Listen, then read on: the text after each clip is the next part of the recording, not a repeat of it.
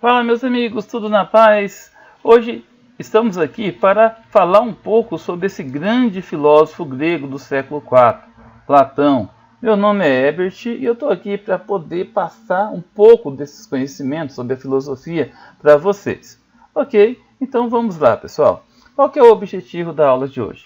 Refletir sobre a filosofia de Platão, entender o mundo das ideias, refletir sobre a sua principal ideia, sobre o mito da caverna, considerado talvez a mais famosa metáfora, análise sobre o homem feito por Platão.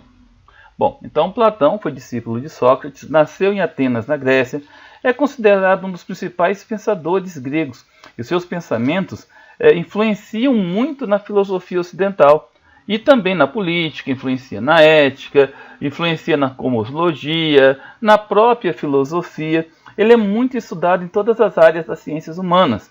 As suas ideias se baseiam na diferenciação entre as coisas do mundo sensível, ou seja, o mundo das ideias, o mundo da inteligência, o mundo do conhecimento, e as coisas visíveis, os seres vivos, a matéria. Ele, como é de se esperar, foi inserido na proposta filosófica socrática. Ele foi talvez o principal discípulo de Sócrates. E como pensador, ele promove várias discussões acerca da ética, da política, da linguagem e principalmente do conhecimento. Bom, o método de ensino dele, assim como se pode observar em seus textos, é baseado na dialógica, ou seja, na forma de diálogo. Ele tem um compromisso muito grande com o método socrático de ensino. Sócrates ele baseava os seus ensinamentos através da pergunta e da ironia, mas principalmente através da pergunta. E Platão herdou de seu mestre essa questão, essa vontade de ensinar através da pergunta, através do diálogo. Platão também fundou uma escola em Atenas, ficou conhecido como a Academia. Uma escola de conhecimento e investigação das ideias, como vocês podem estar vendo na imagem abaixo.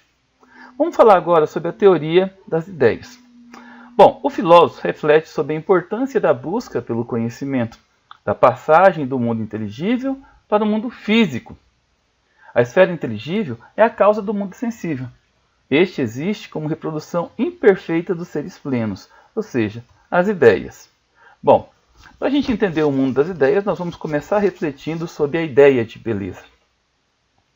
Todas as coisas belas, bonitas, paisagem, pessoas, objetos fabricados pelo homem, como uma estátua, um quadro, uma obra de arte que é pintada, manifestam a beleza por participarem da ideia do belo. Contudo, segundo o autor, segundo o filósofo Platão, essas coisas são efêmeras. O belo, ele existe em si. Como assim? Vamos analisar. As paisagens, vamos pensar nessa paisagem linda que está mostrando aí, cheia de árvores, de flores. As árvores envelhecem, as flores morrem, os objetos fabricados pelo homem podem se decompor, se degradar. As pessoas vão envelhecer.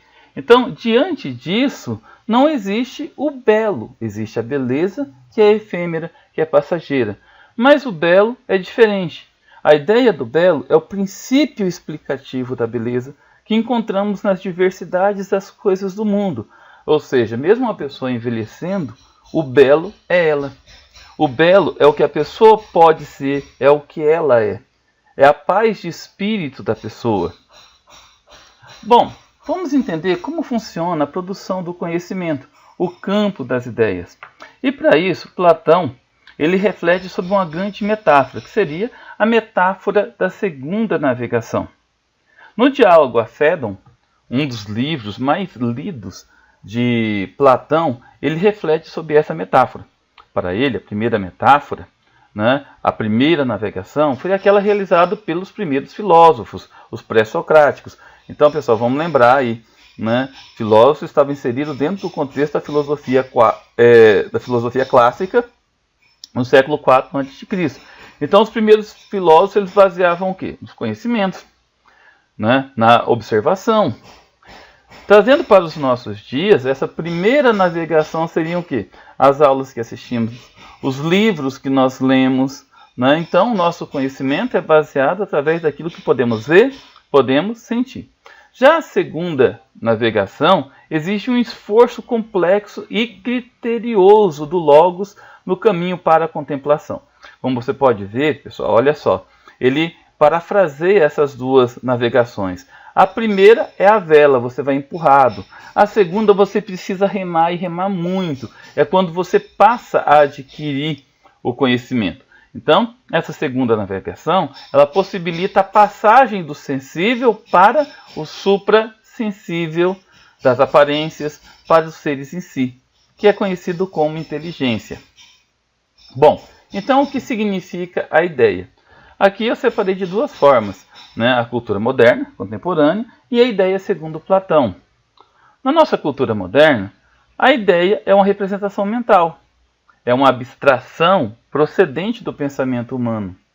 É uma produção intelectual. Bom, já para Platão, a ideia são os seres em si, que existem objetivamente. As ideias são a realidade plena, caracterizada pela inteligibilidade, incorporeidade, imutabilidade e unicidade. As ideias são rigorosamente inteligíveis e contempladas pelo pensamento. Então, para o filósofo, a ideia nada mais é que o conhecimento em si. Vamos entender agora o que foi o mito da caverna, ou a alegoria da caverna. A alegoria da caverna trata-se de uma dualidade filosófica, retratada no livro 7 de Platão, a República. Essa dualidade é uma metáfora da vida em sociedade. Essa metáfora retrata como o cidadão se comporta em relação à política e à vida em sociedade. Nós podemos, analisando a imagem aqui, entender o que é o mito da caverna. O mito da caverna se trata de um grupo de pessoas que ficam acorrentadas numa parte escura da caverna, olhando para a parede. No fundo da caverna aparecem imagens, né? Imagens que são projetadas propositalmente por outras pessoas. Então, o que as pessoas veem é apenas imagens projetadas. Num determinado momento, alguém consegue se livrar das correntes, consegue se libertar, e mesmo com muita dificuldade, consegue transpor os limites da caverna e chegar até a saída, até a parte externa. Mesmo ferindo seus olhos com a luz, mesmo tendo muito sacrifício, porque o corpo não estava acostumado àquele esforço físico, mas quando ele chega na parte externa, ele tem o acesso à liberdade, ele passa a ver as coisas como elas realmente são. Então, trazendo para os nossos dias, as pessoas comuns somos nós. As imagens fabricadas são aquelas que nós conseguimos ver através da mídia, dos meios de comunicação. E tem um grupo de pessoas que são responsáveis por fomentar essas ideias. À medida que nós vamos evoluindo na nossa capacidade de entendimento, de conhecimento, é quando nós vamos saindo da caverna. Nós vamos transpondo os limites impostos pela sociedade, podendo chegar ao conhecimento verdadeiro, que é a felicidade, a liberdade. Então, trazendo aí um resumo, né? O interior de sombras da caverna representa a existência no plano sensível. Olha aqui, a existência no plano sensível. O mundo em que vivemos representa as nossas paixões, os nossos hábitos e a nossa racionalidade, em que tudo se transforma pelo devir. Vocês, por acaso, meus alunos, meus espectadores, acreditam que nós somos realmente livres? Fica aí uma pergunta para vocês. Ou será que tudo que nós gostamos, as músicas, as artes, os programas de TV, já foram pensados por outras pessoas e nós aprendemos a ver, a ouvir e aprendemos a achar que estamos gostando simplesmente porque os outros passam isso para a gente? Então, pessoal, nós podemos hoje ter uma ideia do que é a política, do que é o mundo empresarial, mas nós temos a ideia que é projetada para a gente.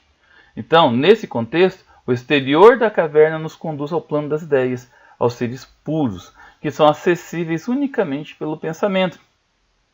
Se algum dia, ou eu, ou qualquer um de vocês, estiver participando do mundo político, estiver participando do mundo empresarial, nós vamos chegar a contemplar o mundo das ideias, ou seja, ver esse mundo que hoje nós só conhecemos porque os outros nos projetam.